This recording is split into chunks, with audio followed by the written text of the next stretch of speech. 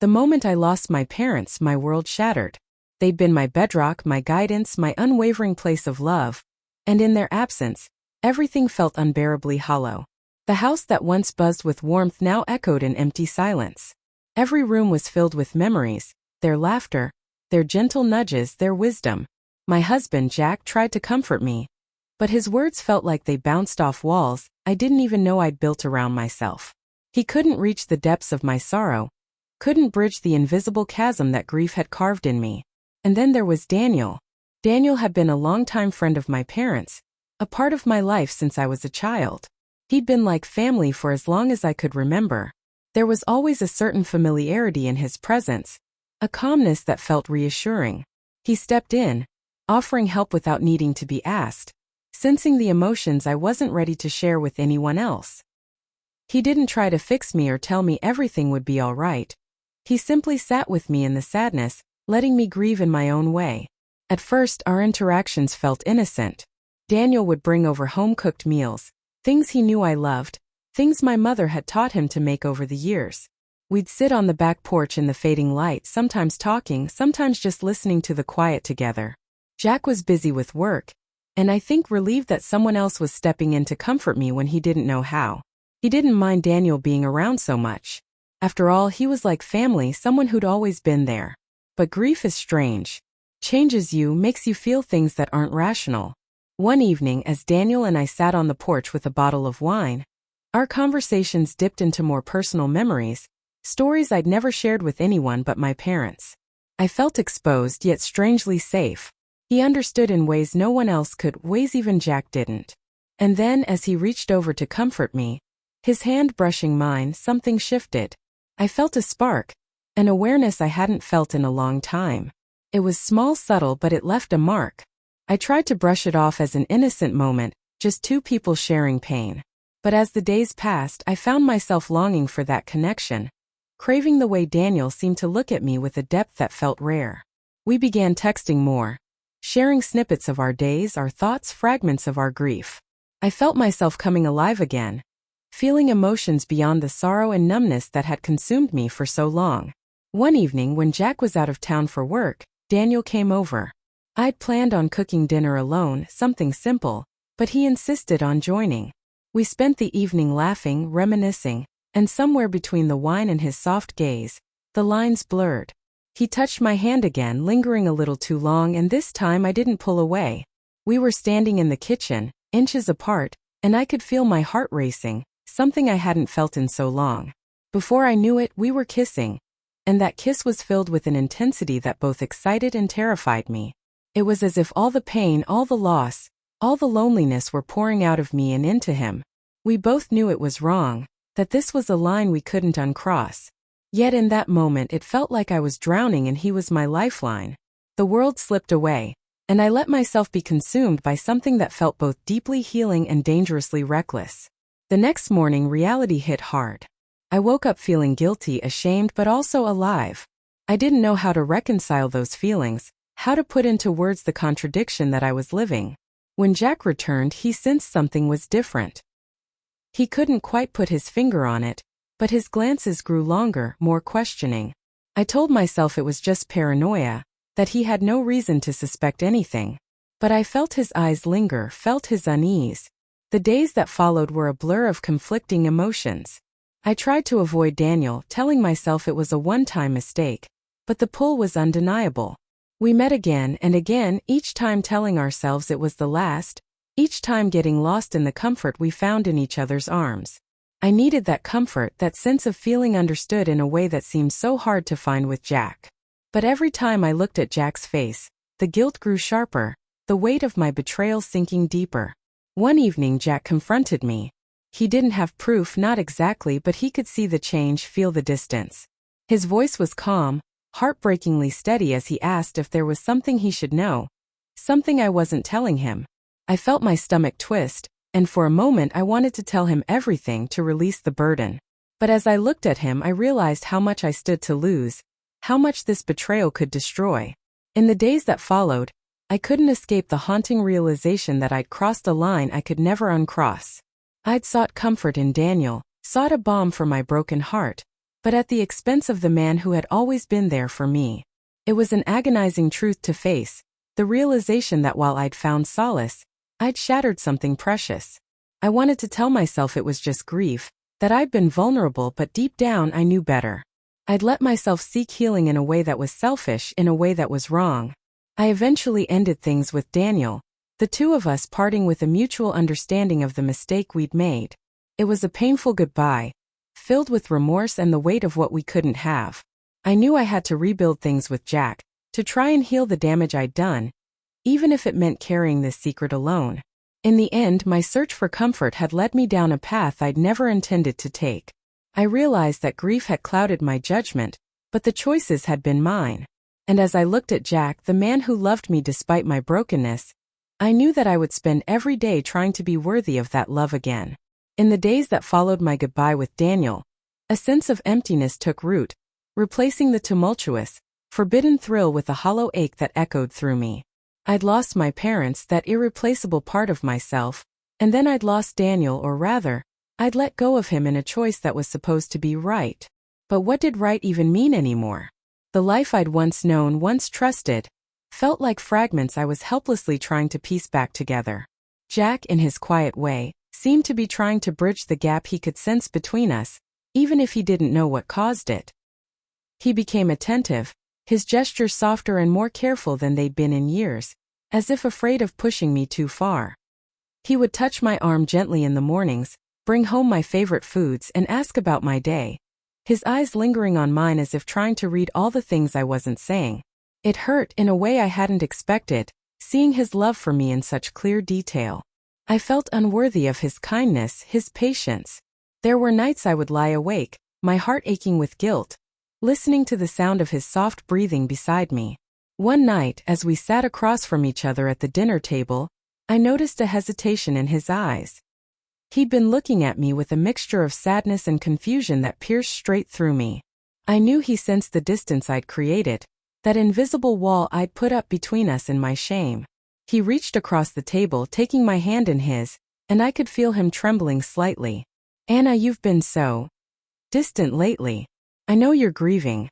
I know it's not easy, and I'm probably not the best at understanding how you feel, but I'm here. I'm right here. I just need to know. Am I enough?" His voice broke on the last word, and I felt my heart twist, guilt swelling inside me, filling every crevice until I could hardly breathe. I wanted to tell him he was more than enough, that he was the man I'd chosen and loved, but I could feel the weight of my secrets pressing down, threatening to crack my composure. In that moment I felt a wave of shame so profound that I almost confessed everything. The kisses, the nights spent in someone else's arms, the sense of betrayal I had chosen to bury. But looking into his eyes, I couldn't bring myself to shatter his trust completely. I was a coward, hiding behind my silence because I couldn't bear to see the hurt that would follow the truth. Instead, I squeezed his hand, offering a tearful smile that I hoped looked sincere. "You are, Jack. You are enough," I whispered, my voice trembling. And though the words felt thin, empty, they seemed to reassure him, at least for that moment. As I lay in bed that night, staring at the ceiling, the emptiness grew sharper. I realized that in trying to fill the void of losing my parents, I'd only deepened it. I'd been selfish, reckless, and I was now trapped in my own deception. Each day that passed became a reminder of the fragile line I walked, a reminder that I could never fully undo the hurt I'd caused, even if Jack never knew the whole truth. Over the weeks that followed, I threw myself into our life together with renewed determination. I tried to focus on the little things, the routines we'd established over the years, hoping that the comfort of familiarity might bring back the closeness I had damaged. We spent more time together, went on weekend trips, and in small ways I felt the gap between us start to close. But every now and then, when Jack would look at me with a flicker of doubt or sadness, I felt that gulf widen again, the silent reminder of my betrayal lurking beneath the surface. But Daniel remained a shadow in my mind, his memory a haunting presence that I couldn't fully shake. Sometimes I would catch myself thinking about him, replaying our conversations, remembering the way his eyes had softened when he listened, the warmth of his arms around me. Those thoughts brought both comfort and shame, a twisted reminder of the solace I'd sought, even as I knew I could never return to it.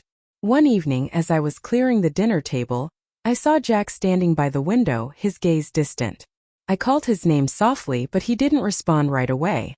When he finally turned to me, there was a heaviness in his expression, one that left me feeling uneasy. "Anna," he began quietly, his voice tinged with something I couldn't quite place.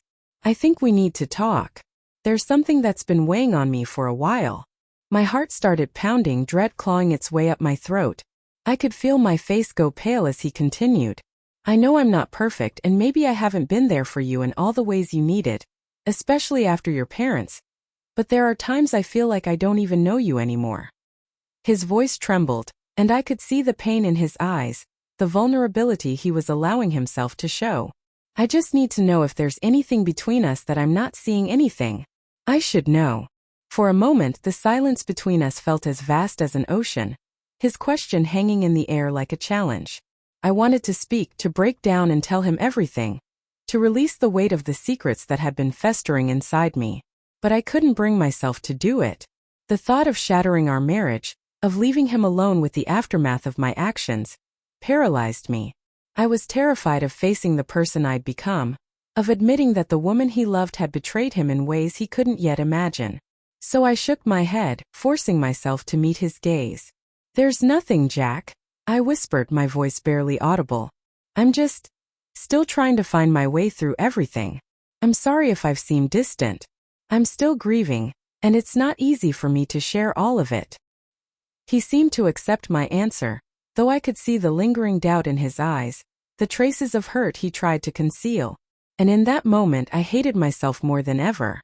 I'd chosen to protect myself rather than face the consequences, to maintain the illusion of trust even as I'd already broken it. In the months that followed I did everything I could to try and mend what I'd damaged, though I knew some wounds might never fully heal.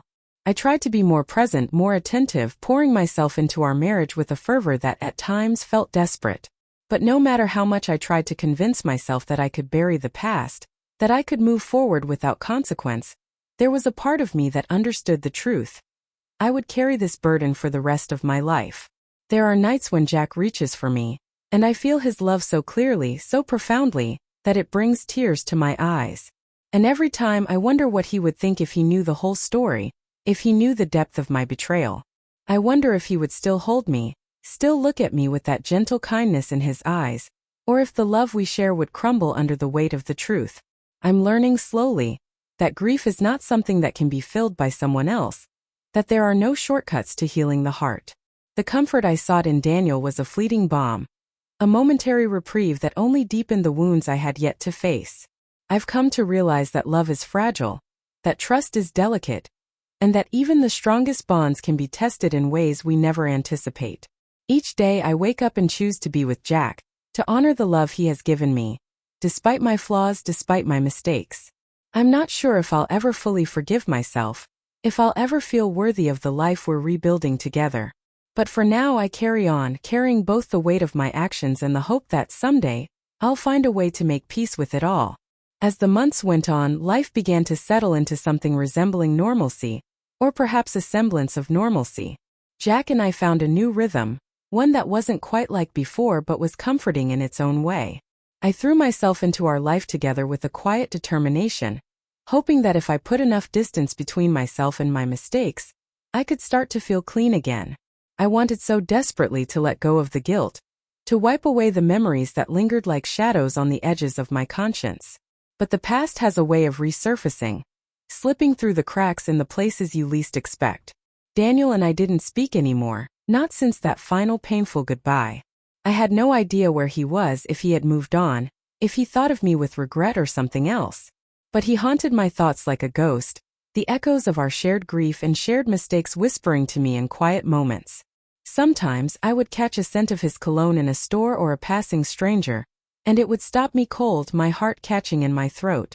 I wondered if he felt the same, if he was haunted by the same memories, the same stolen glances and words we could never take back. And then one evening, just as I was beginning to believe that the worst of it was behind me, I found myself faced with a cruel reminder. It was a rainy night, one of those cold, blustery evenings that seemed to dampen the spirit along with the streets. Jack and I had planned a quiet evening in with takeout and an old movie.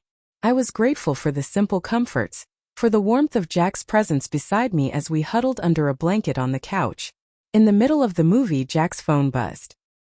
He glanced at it, a slight frown creasing his brow, then set it back down without a word. But something about the way his shoulders stiffened put me on edge. "Who was that?" I asked, trying to keep my voice casual. Jack hesitated, and I could feel the tension between us. An invisible thread that had been pulled taut. "It's nothing," he said, but his tone was guarded, closed off in a way I hadn't heard before.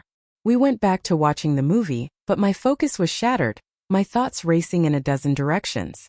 Was it work? Had something happened? Or had I missed something? Some sign, some clue that things weren't as steady as I tried to convince myself they were? Jack's expression was a careful mask, his eyes fixed on the screen, but I could feel the distance between us widening with every passing minute. The next morning I woke up early, finding myself alone in bed. Jack had already gone out, leaving only a note on the kitchen counter that he'd needed to run an errand and would be back later. The house felt achingly quiet, and I couldn't shake the sense that something was terribly wrong. It was a creeping, uneasy feeling that settled deep in my stomach, refusing to go away.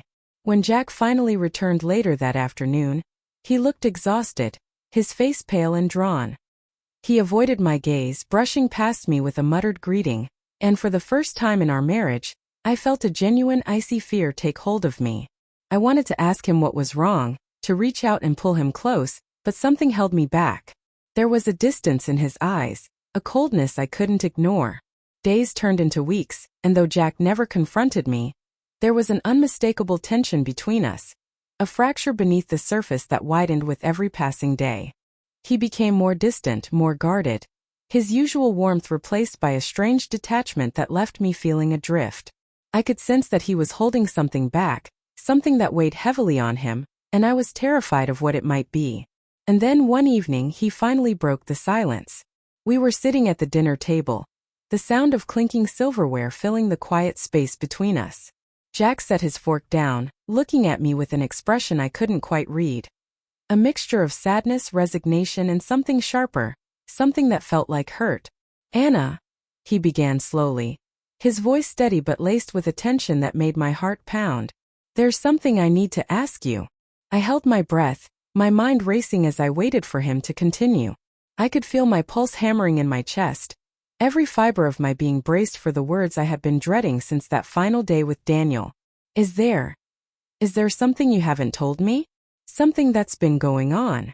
His gaze bore into me, piercing through the walls I had tried so desperately to put up. My throat went dry, panic flooding me as I struggled to find the words, to deflect, to evade.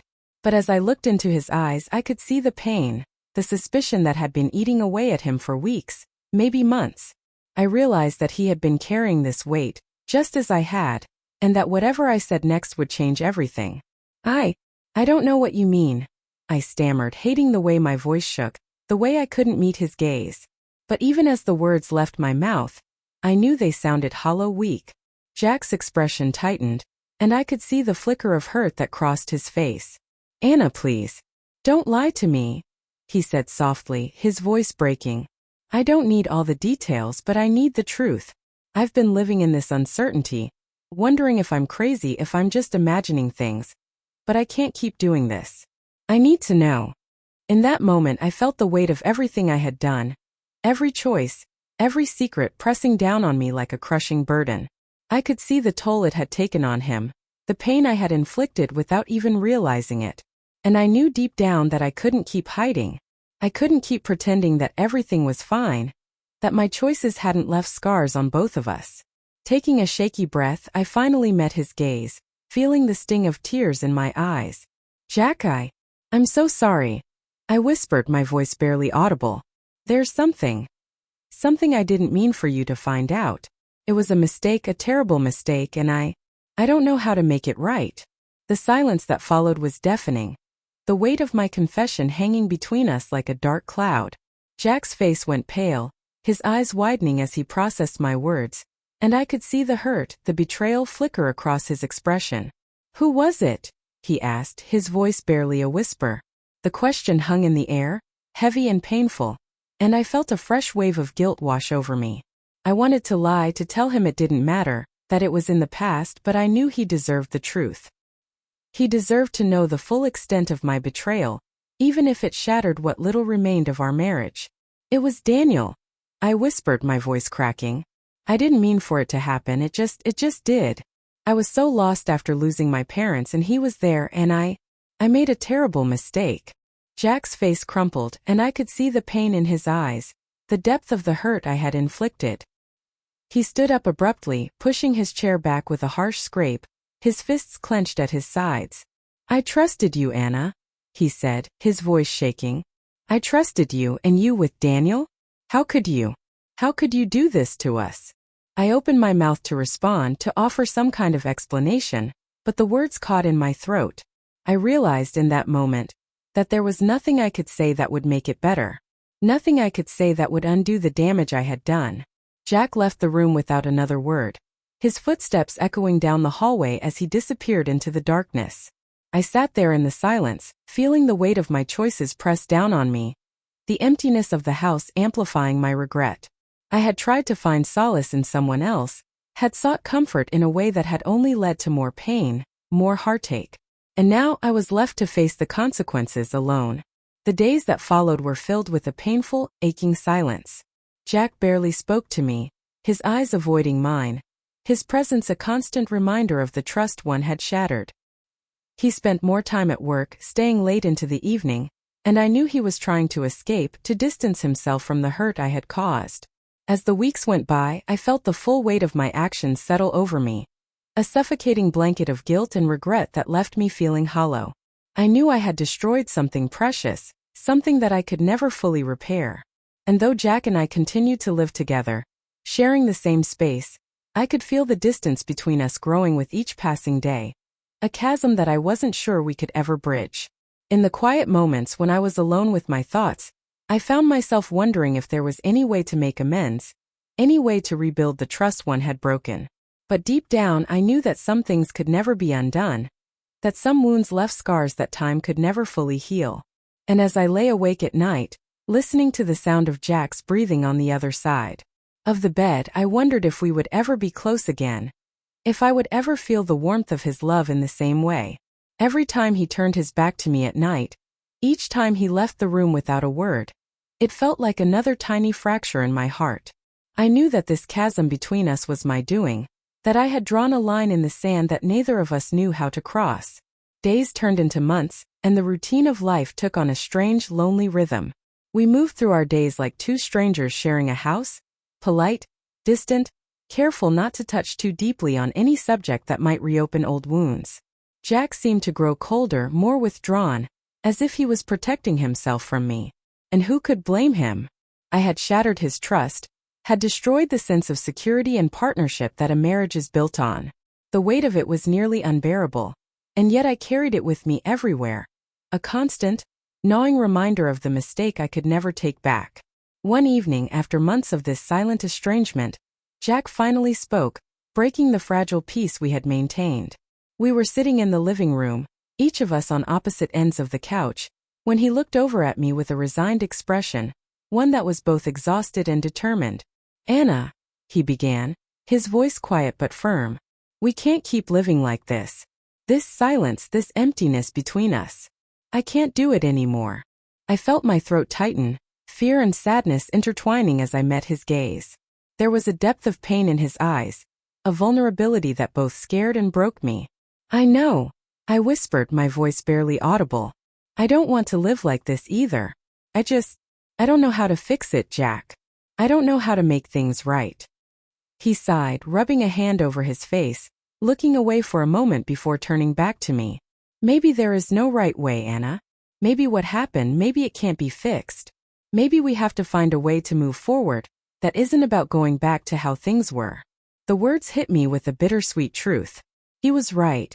There was no returning to the past, no undoing the mistakes I'd made. Trying to rebuild the life we once had would be like trying to stitch together shattered glass. We could try, but it would never be whole again, never be the same. Do you want to stay? The question felt heavy, nearly choking me as I forced it out, and I held my breath, terrified of his answer. Jack looked at me, the weight of the question filling the space between us. For a moment he didn't speak, his gaze lingering on mine, his face unreadable. Then he sighed, looking down at his hands, and when he finally spoke, his voice was steady but filled with a profound sadness. "I don't know, Anna," he admitted. "Part of me wants to believe that we can rebuild something different, if not the same. But another part of me wonders if I'll ever be able to look at you without thinking of what happened, without feeling this ache." The honesty in his words brought tears to my eyes, and I felt a pang of sorrow so deep that it felt like my heart was splintering all over again. "I understand," I whispered. "I've hurt you in ways that can't be undone. I can't expect you to forgive me or even to stay. But I still love you, Jack. And if there's any chance at all, I want to try." Jack looked away, his jaw clenched, and for a moment I thought he was going to walk away, that this would be the end. But then he looked back at me, a softness in his gaze that took me by surprise. "I don't know what it will look like, Anna," he said slowly, "but I'm willing to try for now. I'm willing to try if you are." A tentative hope bloomed inside me, fragile and cautious, and I nodded, barely trusting myself to speak. "I am Jack. I'll do whatever it takes. I don't want to lose you." In the weeks that followed, Jack and I started to rebuild, but it was a slow, delicate process. We went to counseling together, sitting in a quiet office filled with warm light, facing our truths in ways that were both uncomfortable and deeply necessary. The sessions were raw, filled with moments of anger, pain, and vulnerability, and there were days when I wondered if we were only pulling apart what little was left between us. But there were also moments of understanding, of shared memories and laughter that reminded us of why we had chosen each other in the first place.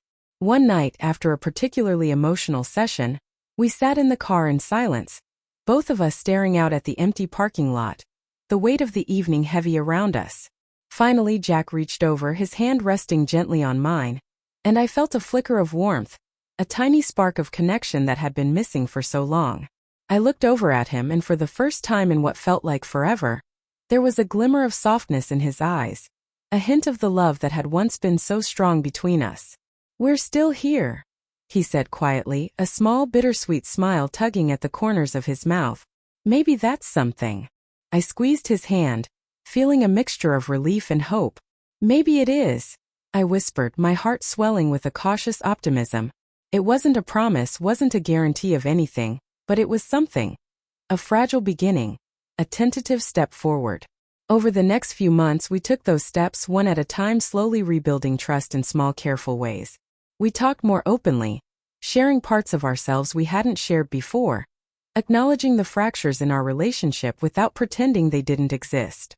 There were moments of doubt, times when the past would resurface, casting shadows over our progress, but each time we chose to keep going, to keep trying.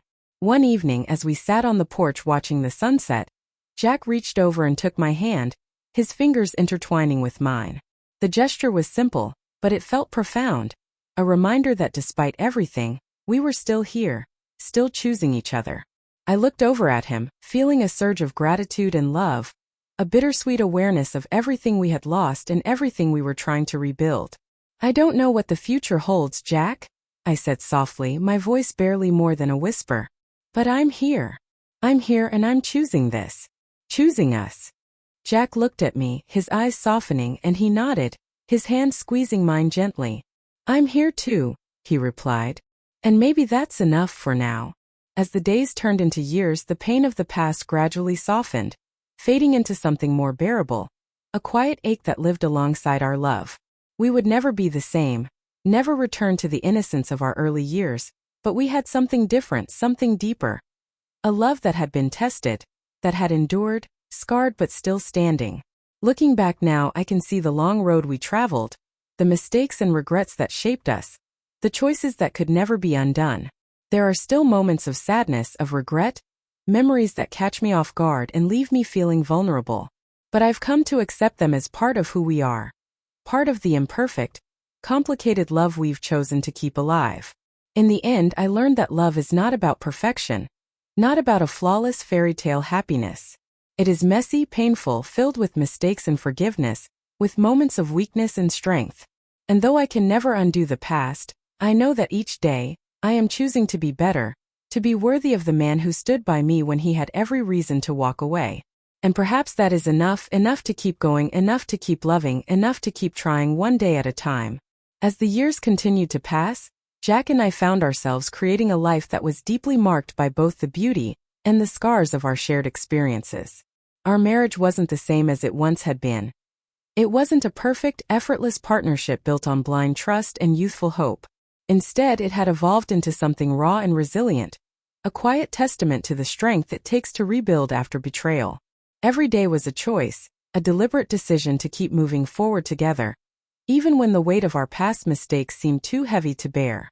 In those early days of our tentative reconciliation, we navigated conversations with caution, each of us feeling our way through the fragile new ground we were treading.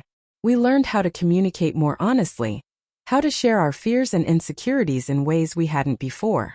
I realized that part of what had driven me toward Daniel was not only grief, but also a deep loneliness that had quietly grown in the cracks of our marriage. I had never fully allowed myself to be vulnerable with Jack, to let him see the parts of me that felt too messy, too broken. And so, in small, hesitant steps, I began opening up, letting him see the parts of me I had once hidden. Jack, too, became more open, more willing to share his own doubts and fears. He confessed to feeling inadequate after my parents' death, struggling with the helplessness of watching me sink into grief without knowing how to reach me. He told me of the sleepless nights, the endless questions that had haunted him as he watched me pull away, wondering if he could have done something differently, something to keep me close. There was a deep unspoken pain between us, a shared understanding that neither of us was blameless in the unraveling of our marriage. And yet, in facing that pain together, we began to heal in ways we hadn't anticipated. Some days were harder than others. There were moments when the past would resurface in unexpected ways, triggered by a fleeting memory or a careless word. There were times when Jack's face would darken, a shadow of doubt flickering in his eyes, and I could feel the old wound reopen, the silent reminder of my betrayal seeping back into our lives. But each time we chose to address it head-on, to talk through the pain instead of letting it fester.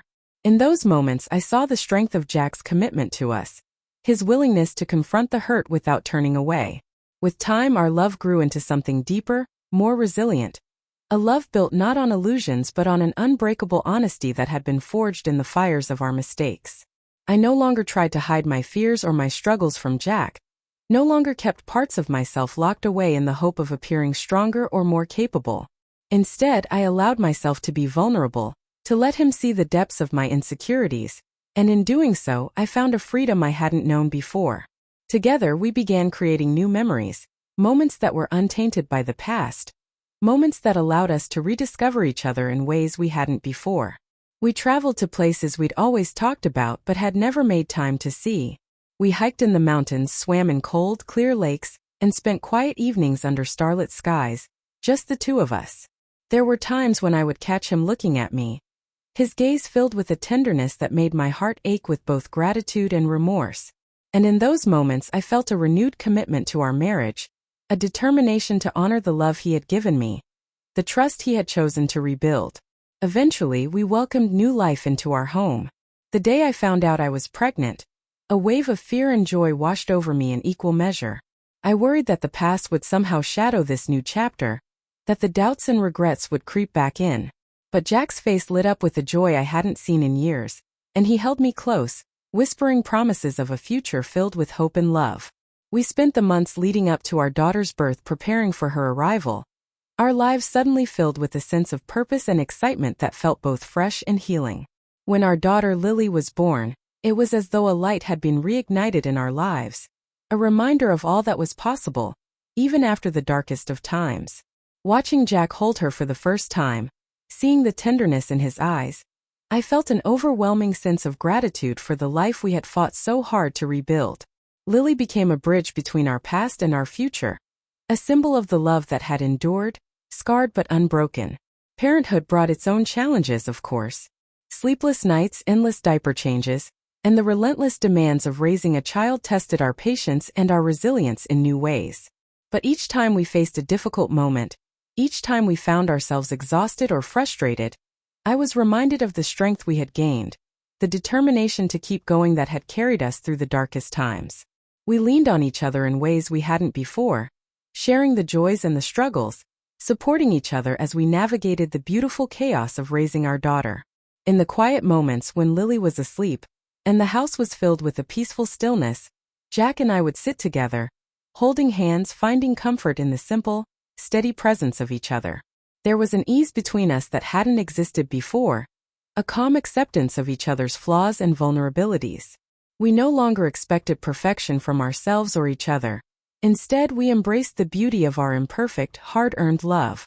Over time, the pain of the past faded into the background, becoming a distant memory, a reminder of how far we had come. It didn't disappear completely. There would always be a part of me that carried the guilt, the regret, the knowledge of the hurt I had caused. But that pain became a quiet part of our story, a chapter we had chosen to move beyond, a reminder of the strength it took to rebuild something broken. As the years passed, Jack and I watched Lily grow, watched her take her first steps, say her first words, discover the world with wide-eyed wonder. She became the center of our lives, the heartbeat of our home, and in her presence, I found a sense of peace I hadn't known before. I saw in her the potential for a future unburdened by the mistakes of the past, a future filled with hope and love and resilience. Looking back now, I can see that our journey wasn't defined by the mistakes we made, but by the choices we made afterward. We chose to forgive, to rebuild, to face the painful truth of our flaws and our failures. And in that choice, we found a love that was stronger, more enduring than anything I had ever imagined. It wasn't a perfect love, wasn't a love free from scars, but it was ours, a love that had weathered the storm and emerged on the other side steady and true. In the end, I learned that love is not about avoiding pain or pretending to be perfect. It is about choosing to stay, even when staying feels impossible. It is about facing the hardest truths, forgiving the deepest hurts, and finding strength in the moments when everything feels lost. And as I watch Jack and Lily, as I feel the warmth of their love surrounding me, I know that, despite everything, I am exactly where I am meant to be. Ours is a story of redemption, a testament to the power of forgiveness, the resilience of the human heart. And though the journey was long, though it was filled with heartache and regret, I wouldn't change a single part of it. Because in the end it led us here to a life built not on perfection, but on a love that chose to endure. And that, I know now, is the truest kind of love there is. As the years went on, our life settled into a rhythm that was full of the kind of peace I never thought we could find. The memories of the past softened, becoming part of the background rather than looming shadows. Jack and I grew older together, navigating the quiet routines and the noisy, joyful chaos of family life. We watched Lily blossom from a curious child into a strong, kind young woman, full of grace and spirit, a testament to everything we had worked so hard to create. There were so many moments that, in their simplicity, reminded me of just how precious this life we had rebuilt was.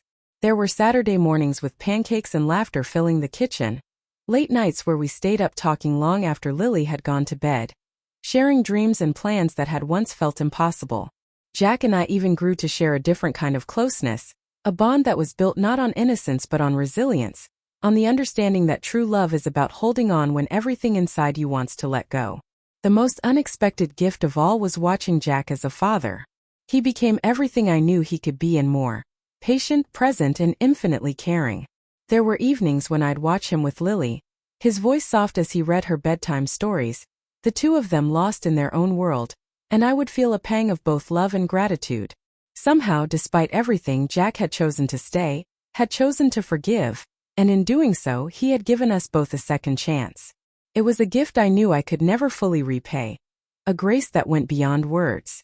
Yet, even in the peace we'd found, I never forgot the journey it had taken to get here. That memory, that mistake I had made, was always there, a quiet reminder of my own vulnerability, of the cost of the choices I had made in my grief and confusion. It was no longer a source of shame, but rather a lesson I carried with me, a reminder of just how fragile love can be. Years later, as Lily prepared to go off to college, I felt a bittersweet ache settle in my heart. Our daughter was growing up, stepping out into a world that was filled with both beauty and hardship, and I was struck by the realization of how much she had become the glue that held us together. She had brought joy into our lives, had taught us to love again in ways we hadn't expected, and as she packed her bags and prepared to leave, I found myself facing a mixture of pride and sadness. One evening, as we sat on the porch watching the sun dip below the horizon, Jack reached over and took my hand. There was a softness in his gaze, a calm acceptance that felt like a warm embrace, and I realized that even after all these years, he still looked at me with the same love, the same quiet strength that had carried us through our darkest days. "Can you believe she's leaving already?" I murmured, my voice filled with the bittersweet emotion that I could never quite put into words. Jack squeezed my hand, his thumb tracing gentle circles over my knuckles. "She'll do amazing things, Anna," he said softly, his voice filled with a pride that mirrored my own. "And she'll always know where home is." The truth of his words settled over me, a comforting reminder that our family, our life together, had become a home not just for Lily, but for both of us. It was a home built on forgiveness, on resilience, on a love that had endured despite everything. I leaned into him, resting my head on his shoulder, feeling a peace that went deeper than words. As the years continued to pass, our home grew quieter. The rooms once filled with Lily's laughter now filled with memories. Jack and I found ourselves in a new chapter of our lives, one that was both peaceful and reflective. We spent our days in a gentle routine, finding joy in the simple pleasures of each other's company, in the familiar rituals that had come to define our lives together. And though the house was quieter, it was filled with a kind of contentment that I hadn't known was possible. One day, as we sat together in the living room, a letter arrived in the mail. It was from Lily, now studying abroad, filled with stories of her adventures, her new friends, her excitement for all that lay ahead. She ended the letter with a simple line that brought tears to my eyes. "Thank you for teaching me what love looks like." Reading those words, I felt a surge of emotion that brought me back to all we had been through, all we had overcome. Our journey hadn't been easy, hadn't been simple, but it had taught us both the true meaning of love. It was a love that wasn't perfect, that had been scarred and tested, but it was a love that had endured. And in that endurance we had created something beautiful, something worth holding on to. As I looked over at Jack, I felt a profound sense of gratitude wash over me. He had been my partner, my friend, my strength through every trial, through every moment of doubt and pain. We had weathered the storm together, had faced the hardest truths and come out on the other side. And now, as we sat together in the quiet warmth of our home, I realized that we had found something far greater than the illusion of a perfect marriage. We had found a love that was real, a love that had chosen to stay. "Jack," I said softly, reaching for his hand, my heart full of words I couldn't fully express. "Thank you for everything, for all the ways you've loved me, even when I didn't deserve it." He looked at me, his gaze filled with a tenderness that took my breath away. "Anna, there's no such thing as deserving love," he replied gently, his hand warm in mine. "We choose to love. And I've chosen you always." In that moment I knew that I would carry those words with me for the rest of my life. They were a promise, a reminder that love is not about being perfect, not about avoiding mistakes, but about choosing each other, every day, through every challenge, every joy, every sorrow. It was a love that went beyond forgiveness, beyond redemption, a love that was woven into the fabric of our lives. And so, as we sat together in the quiet of our home, I held his hand a little tighter, feeling the depth of everything we had shared, everything we had overcome. I knew that there would always be a part of me that carried the memory of my mistakes, the echoes of my regrets. But I also knew that those mistakes had led us here, to a life that was richer, more meaningful because of the resilience it had taken to build. In the end, I learned that true love is not about perfection. It is about the willingness to stay, to forgive, to rebuild, and to choose each other even when it would be easier to walk away. It is about holding on to hope when everything feels broken, about finding the courage to face our darkest truths and come out stronger. And as I looked over at Jack, as I felt the warmth of his hand in mine, I knew that we had found a love that was worth every struggle, every tear, every moment of doubt. We had created a life together that was imperfect and flawed, but filled with a depth of love and understanding that went beyond anything I could have imagined. It was a love that had been tested, had been scarred, but it was ours. A love that had chosen to endure, to keep going, to believe in the power of forgiveness and the beauty of second chances. And as I looked into his eyes, I knew that I would choose him over and over again for the rest of my life. The years continued their gentle, inevitable march, and Jack and I settled deeper into this quiet, steady life we had woven together. We found joy in the small, ordinary moments, the shared silences, the warmth of simple routines that held more meaning than words ever could. Life was no longer defined by grand gestures or passionate declarations. Instead, it was a quiet commitment, a daily choosing, a love that had been shaped by both pain and forgiveness. As Lily grew into adulthood, her visits became less frequent, though each one was a source of endless joy. She'd come home with stories of her life, her dreams, the people she was meeting, and the places she wanted to explore. Watching her move through life so fully, so freely, was a bittersweet reminder of the way Jack and I had once been, wide-eyed and hopeful, untouched by the bruises of life. But it was also a source of pride, a testament to the life we had built, a legacy of love that would outlive us both. One summer, when Lily came home for a long visit, she brought someone special with her. A young man named Ethan. I could see the way she looked at him, the warmth and light in her eyes, and I felt a quiet, maternal thrill watching them together. Jack and I were cautious in our curiosity, careful not to pry, but we shared glances, understanding one another without words. We knew what it was to love deeply, to be swept up in the thrill of first love, and we cherished seeing that same brightness in her. One evening after a long family dinner, Jack and I sat out on the porch, watching the fireflies blink in the darkness, the hum of summer filling the air. Lily and Ethan were in the kitchen, washing dishes and laughing together, and their joy filled the house with a warmth that felt like a balm. "She's happy," I whispered almost to myself, feeling an ache of gratitude for everything we had endured to bring us to this moment. Jack nodded, his hand resting on mine. "She is. And she deserves every bit of it," he murmured. After a pause, he added, "So do we, Anna. We've earned this, don't you think?"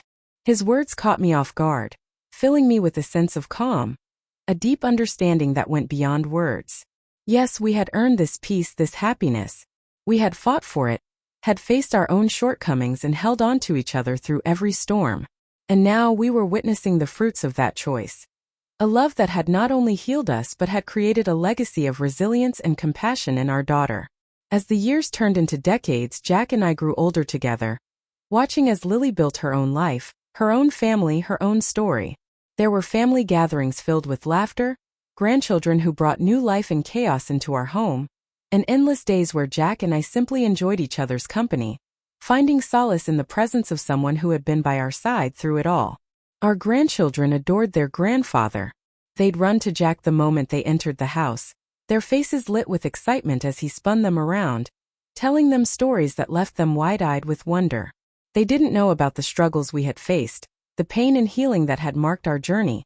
To them, we were simply Grandma and Grandpa, two people who loved each other and loved them unconditionally.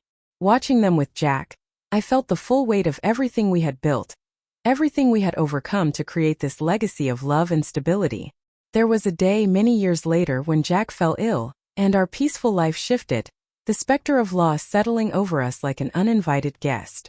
We spent more time in doctors' offices and hospitals than at home, each visit filled with a mix of hope and trepidation. I became his caretaker, a role I took on without hesitation, tending to him with a love that had only deepened with time. He'd look at me with weary eyes, a mixture of gratitude and sorrow, and I would hold his hand, letting him know that I was with him as I had always been.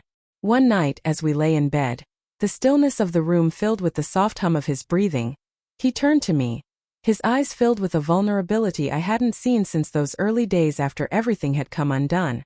"Anna," he murmured, his voice thin but steady, "I want you to know, I have never regretted staying. Not once." The tears came without warning, a rush of emotions flooding over me as I held his hand tightly. Those words, spoken so quietly, so sincerely, held the weight of a lifetime. I knew then in the depth of my soul that our love, our imperfect, scarred, hard-won love, had been worth every struggle, every tear, every moment of doubt. We spent our final years together in quiet companionship, savoring each day as a gift. And though Jack's health slowly faded, our bond grew stronger, carrying us both through the long days and difficult nights. In the end, it wasn't the words we spoke that mattered, but the love that filled the spaces between us. A love that had been forged through trials, through forgiveness, through a choice to keep going when it would have been easier to let go. When Jack finally passed, I felt the full weight of our life together settle over me. A profound and beautiful sorrow that was laced with gratitude. The house felt emptier without him, quieter in a way that felt almost unbearable, but his presence lingered in every room, in every memory we had created. In the weeks and months that followed, I leaned on the family we had built together, finding comfort in the laughter of our grandchildren, the warmth of Lily's embrace, the countless ways that Jack's love continued to fill our lives. He was gone, but he was not absent. His legacy, the love he had given, lived on in each of us. As I sat alone on the porch one evening watching the sun set over the horizon, I felt a sense of peace settle over me, a quiet acceptance that life was as it was meant to be. Our story had been one of resilience, of forgiveness, of a love that had weathered the storms of life and come out stronger. And though Jack was no longer by my side, I knew that our love had left an indelible mark, a reminder that true love is not about avoiding pain but about embracing it, about finding strength in vulnerability, about choosing to stay. In the end, I had learned that life is not about perfection, but about the courage to face our imperfections, to forgive, to grow, and to cherish the moments of grace that come when we least expect them. And as I watched the sun dip below the horizon, I knew that I had lived a life filled with love, a love that would remain long after I was gone. Our story, imperfect and beautiful, would live on in our family, a testament to the power of love, resilience, and the simple, extraordinary choice to hold on.